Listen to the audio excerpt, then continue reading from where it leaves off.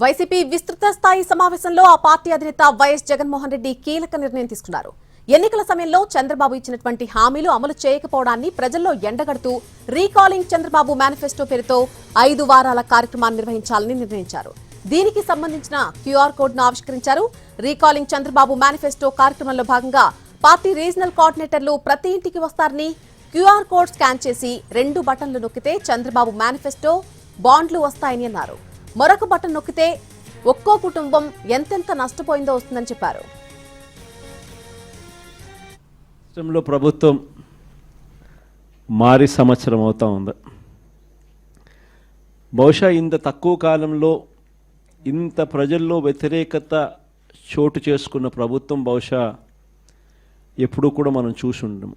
మామూలుగా సంవత్సర కాలంలో ప్రభుత్వం మీద వ్యతిరేకత ఈ స్థాయిలో ఉండాల్సిన పరిస్థితుల్లో మొట్టమొదటిసారిగా ఈసారి సంవత్సర కాలంలోనే ప్రభుత్వం మీద వ్యతిరేకత ఈ స్థాయిలో కనిపించే పరిస్థితి మొట్టమొదటిసారిగా ఇప్పుడే కనిపిస్తూ ఉంది.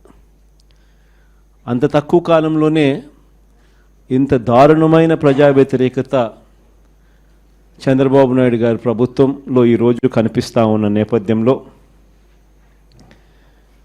చంద్రబాబు నాయుడు గారు ఈ వ్యతిరేకత మధ్య ప్రజలకు మంచి చేయాల్సింది పోయి మంచి అన్నది పక్కకి వెళ్ళిపోయింది కాబట్టి అబద్ధాలు మోసాలు మాత్రమే మిగిలాయి కాబట్టి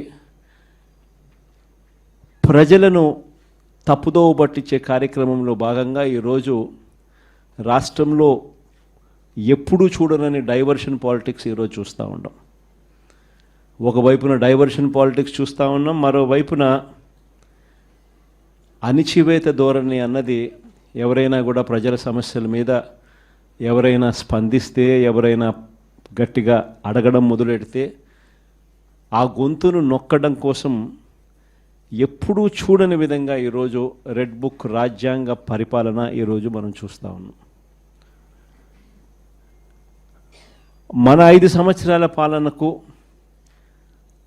చంద్రబాబు నాయుడు గారి ఇప్పటి పాలనకు మధ్య తేడా అన్నది ప్రస్ఫుటంగా ప్రజలకు అర్థమయ్యేట్టుగా ఈ సంవత్సర కాలంలోనే పాలన చూస్తే ఎవరికైనా కూడా ఇట్టే అర్థమయ్యే పరిస్థితి, వ్యత్యాసం అన్నది ఈరోజు ప్రతి ఒక్కరికి కూడా తేడా తెలుస్తూ ఉంది.